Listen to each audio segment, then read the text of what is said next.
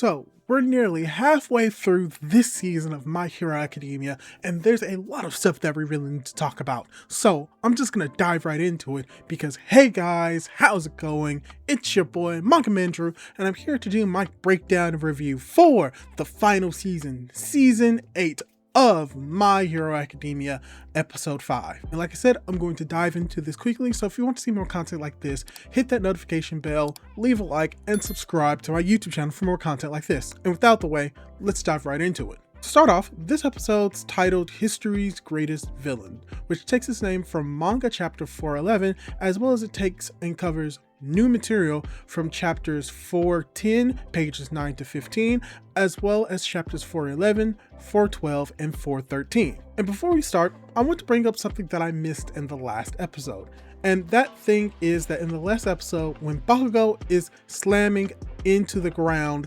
all for one, we get to see a similar animation that we've seen previously in My Hero Academia when it involves All Might once again smashing All for One into the ground with his United States of Smash. And this is very similar due to the orange coloring, as well as just the actual framing of both of those scenes, which is most likely what that Bakugo scene was homaging to. So that was something cool, and I didn't bring it up, but I want to bring it up now. But let's get into the actual episode itself, which actually starts off with a flashback from the manga, which is a few days earlier, where we see the flying coffin in the sky, and we see the team that's going to be in it as they are being explained to by Best Genius how they'll be using this UA flying coffin and how protecting the buildings will no longer be a priority, and that they are also talking about how Tomura's personality is going to be a little bit more difficult to handle than All for One's, and how this scene is very much like what we got in the manga, but the anime does add a little bit more physical presentation of what is being said in this conversation via the background images that were not necessarily in the manga. For instance, when they talk about no longer wanting to care about the buildings, they show in the background Kamino, the All Might statue, where they planned on fighting Dabi, which emphasizes that they don't care about collateral damage. All they care about is defeating the villains and making sure the people are safe. So that's cool. But also, after that and the OP, we get into the real action of the episode. But before that, we actually see the reactions of people at Shiketsu High, including Inko, as we cut over to Deku and Tomura fighting in the worn-torn area that is now being flooded. And what we get is that we get a monologue from Tomura about how he can destroy Japan in less than a week, and how All for One is dead, but that he is now stronger thanks to the teachings and what All for One left him. And this is where we start to get the scene of Tomura stealing Danger Sense from Deku. But there are some slight differences. For example, the anime shows Tomura using the circle quirk to launch himself forward, which is not necessarily shown in the manga. And the anime takes parts of Tomura's dialogue and monologue and has it be done in the open air instead of it being done underwater like the manga, most likely so that we could actually hear what he's saying. And a few more points that I want to bring up is that we don't actually get to see Deku cut off Tomura's fingers in the anime like in the manga, but we do see a green slash that implies that Deku sliced the fingers off, and that we also get to see that the fingers are cut off without the actual animation being shown. But however, we do see the fingers regenerate in real time in the anime versus the manga, which they just appear in the manga. Also, something else that I actually forgot to mention, but I noticed while editing, is that the anime adds a scene before Deku gets Danger Sense taken, where we actually see Shinomori's Danger Sense actually activate before we get the entire sequence of it activating inside of the Vestige world. So that's a very cool addition that the anime made that was not in the manga. And one last thing, that in the anime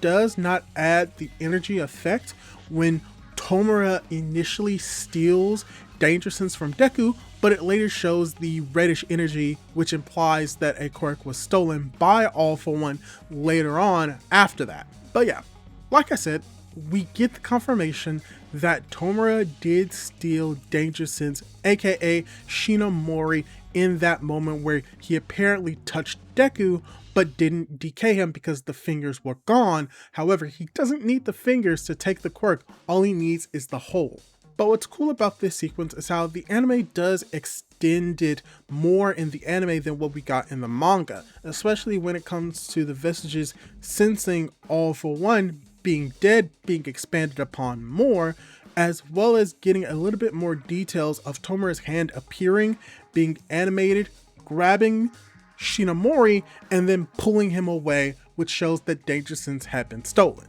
And we get to see Tomura use Danger Sense in action as Deku is using a combination of Fajin and Black Whip, Black Chain, to try and capture Tomura, which we see he's able to dodge with ease. Which leads to the moment from the manga where we see Tomura using an explosive power of quirks combined to send Deku flying towards Mount Fuji. However, there is some small differences from this sequence between the anime and manga. While it is still very much animated very well in the anime, it is lacking some very detailed aspects in comparison to the manga. For instance, we get a difference in order for how Deku is sent flying. While in the manga, he is sent flying using multiple attacks by Tomura, the initial burst using the circle quirks is shown to be later on in the actual action sequence, while in the anime, it is the first thing that Tomura does. As well as something else that is different between the anime and the manga is how much destruction is shown in the manga,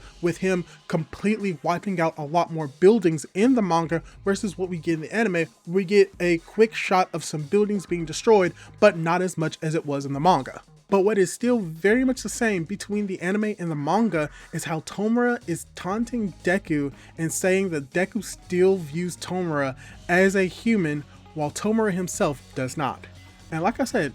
very much similar between the anime and the manga, we get to see Tomura purposely threw Deku towards Mount Fuji as he's planning on using his quirk Decay to set Mount Fuji off. And this is around the time where we get to see Deku discussing with the other vestiges on whether or not it is a good idea to try and escape in this moment, following the path of the previous One for All users when going up against All for One, in this case the quirk and not the person. However, Tomura puts an end to the conversation by appearing before Deku and saying that no matter where he tries to escape to, he's gonna destroy everything, and that his destruction will build a horizon that Spinner thought of, so he's going to do everything in his power to make sure that Deku is dead. However, when it comes to this sequence, there are some things that I want to point out involving how the scene is animated and compared to how it looks in the manga. Because the anime does do a good job of translating certain poses and frames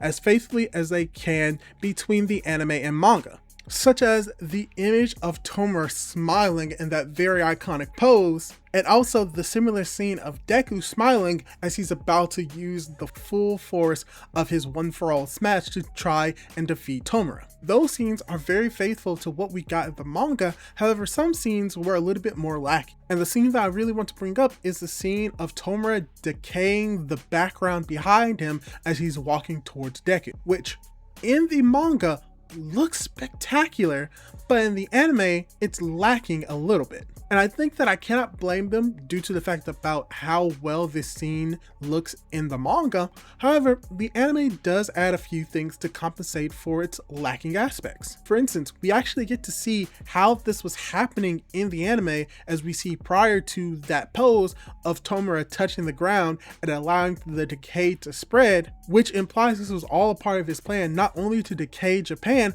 but also to make sure that Mount Fuji explodes, but also explains where the decay came from, which in the manga was implied that he walked the entire length from where he was here as the decay was behind him, which in hindsight doesn't really make that much sense. So we have to take the good with the better in this sequence. And this is where we're going to get a little bit more action, which is very similar to what we got in the manga. However, this episode shows that there's not as much action and that what we're seeing is very much verbatim what we get in the manga. For instance, the scene that we see of Deku saying that Tomura is human as Danger Sense is going off is very much like in the manga, where we get to see that Deku has used Black Whip and Fajin to increase and take the potential movements in his muscles that he was able to use to disperse the decay and send Tomura flying. And after the mid-episode break, we actually get to see the fight continuing like in the manga. While the action is very similar and still very good, we are actually told that the dust in the explosion of energy that Deku does is actually standing still because Deku used gear shift on the smoke. However, in the anime, it does something to pretty much imply it's happening earlier on in the sequence, because the anime shows that in smoke is a different color from regular smoke or debris smoke that we see throughout the entire series. And we get to see that in this sequence, where we see that the smoke is a combination of brown and a lighter blue. It would have been better if it was purple, since smokescreen is typically depicted as purple. However, we see the difference in colors, implying that Deku is not only just using smokescreen in this moment, but we later get it revealed that that is being held together by first gear of gear shift, which is mainly used for Deku to try and get the upper hand on Tomura and forcing Danger Sense to be on at all times, which is a cool addition that the anime does, which amplifies what we got in the manga. However, that doesn't do much to stop Tomura, as remember, he still has Search and finds the weakness of Deku in this moment, which is that he's unable to breathe thanks to the drawbacks of gear shift, as he sends a massive attack at Deku, hindering him. And as Deku makes an attack on Tomura, we see that Tomura is able to land a crushing hit on Deku using Search, as he tries to make Deku believe that he no longer has the crying Tenko inside of him, and that Nana in this moment tries to tell Deku to end Tomura in one shot, but Deku refuses because he still wants to try and will never give up. And it's at this moment we get the reveal that Tenko is very much still alive inside of Tomura in a giant lead ball, thanks to the return of Star and Stripe conveying a message via One for All to both All Might in the real world and the All Might vestige inside of Deku. So yeah, they didn't cut out All Might from this section, as well as we get the implication that the connection that All Might had when he had his hands on Deku in the hospital is still very much there, as he comes to the same realization that Star and Stripe is still very much residing inside of Tomura and gives them the edge they need to defeat Tomura. And that as Tomura sends Deku flying and Deku is inhibited by the drawbacks of gear shift, this is where the vestiges of One for All discuss the potential of using that crack inside of the lead ball of All for One to try and defeat Tomura, but by doing so would mean that Deku would have to give up One for All. And that, very much like in the manga, the idea is that because they've learned that the parts of One for All can be taken away, as seen by Danger Sense, that they can use the quirk factors themselves to launch themselves at the crack and destroy Tomura mentally, which could have effect on his physical body as well. And how, as they're having this conversation, we do have In very much being against it, but Kudo is able to convince everyone that this is the right option and that he's going to be the guinea pig to test it out, because whether or not it works, it's either going to hinder Tomura or benefit Deku. And how he's explaining this to everyone else, as well as he learned that Deku is the type of person who would never give up. We do get an anime original sequence, sorta kinda, of seeing the moment of All for One having Kudo by the neck, as we see all of this destruction around him, as he talks about how they came from a time where destruction was rampant, and that this is the moment that they have to try and make sure that it doesn't happen again. And with all of this in mind, there is another big difference between the anime and the manga, and it's how the vestiges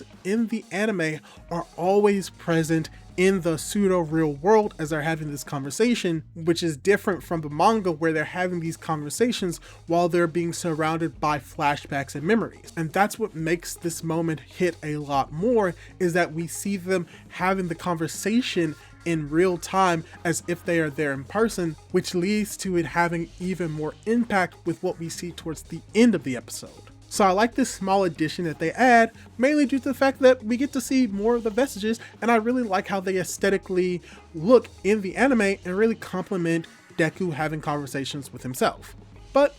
as the episode approaches the end, we have something amazing happen, which is that we get the scene of Deku getting up and confirming that he's willing to give up one for all if it means stopping and saving Tomura, as we see his body is now being fully clad in the black whip as he charges at Tomura with an attack in this very beastly like form that Tomura comments on. And something that really adds to this moment is that the anime adds a sort of transformation sequence to it, where we do see that he has the markings on his face, but the anime actually shows the black whip markings encroaching on his face in comparison to the manga.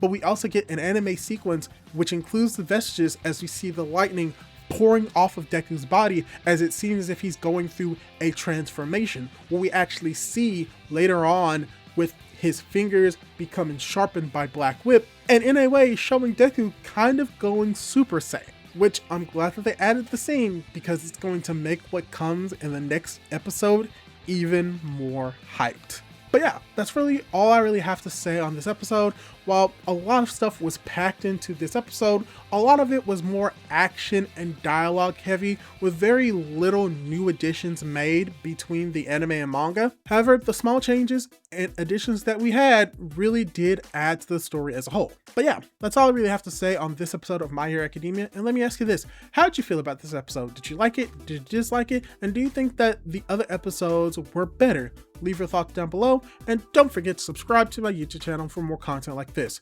Do all that cool jazz, and hopefully I'll be able to catch you in my next video. Goodbye!